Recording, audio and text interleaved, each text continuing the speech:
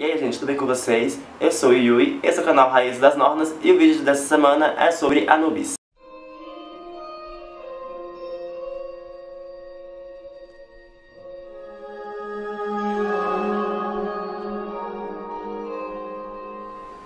Anubis então é um deus do panteão egípcio.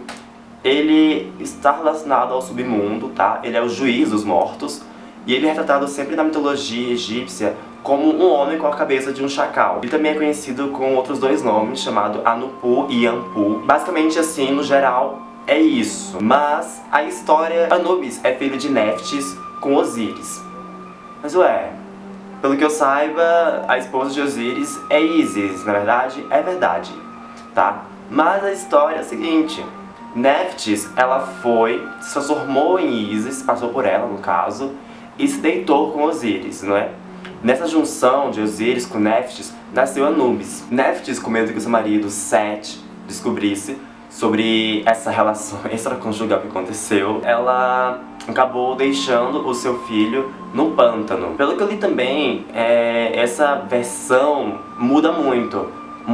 Alguns textos falam que ela escondeu no pântano e alguns outros textos falam que ela escondeu, que ela deixou no Rio Nilo. Independente onde se foi no Rio Nilo ou se foi no pântano, Ísis acabou achando essa criança e cuidou dela como se fosse seu próprio filho. Depois desse acontecimento, vários anos se passaram e Anubis, já crescido, ele acaba, tendo várias tarefas como deus do submundo, várias nomeações relacionadas a isso também, como juiz dos mortos, entre outras coisas como julgamento, ritual de passagem e as tarefas em si de embalsamento, que é quando acontecia também as mumificações, esse tipo de coisa. Então assim, com a morte de Osíris, por causa do seu irmão Seth, que era muito invejoso, por causa de Osíris, porque ele era muito adorado, muito amado e tudo mais, a inveja foi tão grande que ele acabou matando Osíris, esquartejando ele, jogando, pelo Egito pedaços de Osíris. E Ísis e Néftis saíram atrás para juntar todas as partes de Osíris. Pois é, também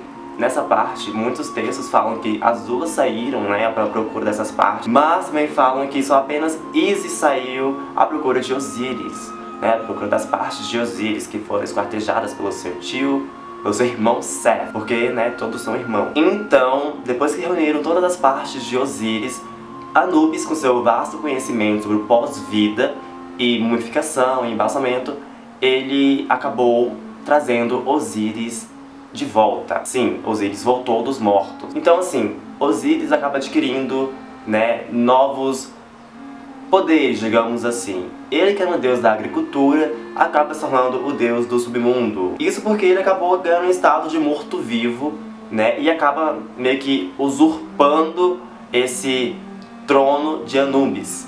Então Anubis ele não ficou tão conhecido assim como deus submundo, e sim mais como juiz dos mortos. Passaram-se os anos e Anubis acabou se casando com Anput. Essa deusa também está relacionada aos mortos, e embalsamento, e também aos funerais. E muitos dizem que a Anput, ela seria o lado feminino, o aspecto feminino de Anubis. A pessoa morreu, depois de todo o processo de embalsamento e tudo mais, Anubis pegava essa alma dessa pessoa e carregava ele até alguns portões, que existiam no submundo, até chegar ao portão do julgamento, onde lá se encontrava a deusa Maat, que também é considerada uma das consortes de Anubis por alguns, algumas pessoas falam isso. Mas enfim, então era o seguinte: existia uma balança, de um lado tinha uma pena e do outro lado seria o seu coração.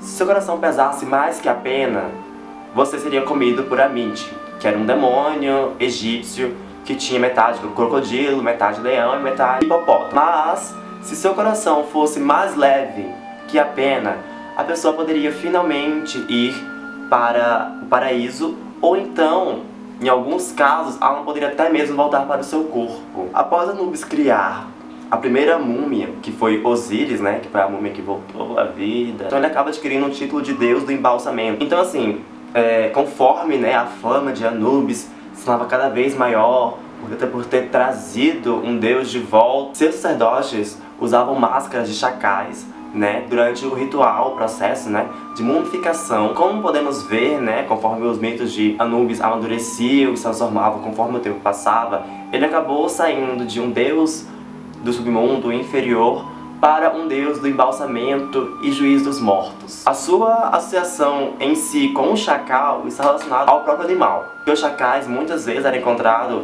rondando os cemitérios, comendo aquelas carnes podres que ficavam por ali, sabe, cavando buracos para encontrar os mortos, né, esse tipo de coisa. Então foi por isso que o chacal foi iluminado, foi colocado a Anubis por causa disso, por causa dos mortos. Os pesquisadores em si ainda não ficam, né, meio que com dúvida qual era realmente o animal de Anubis, se poderia ser um cachorro ou se era o mesmo chacal. Mas sabemos que é mais aceito e é mais aceito tanto historicamente quanto popularmente que seria um chacal por tais atribuições, né? As grandes cidades que foram construídas, que foram erguidas, né, no Egito em homenagem a Anubis, era conhecida por ter várias múmias e também até mesmo cemitérios enormes de cães que acabavam morrendo ou iam pra lá e acabavam morrendo lá mesmo. Mas enfim, gente, eu espero que vocês tenham gostado do vídeo. Se gostou do vídeo, dá aquele joinha, se inscreve no canal, que é muito importante para nós, tá? Até o próximo vídeo. Tchau!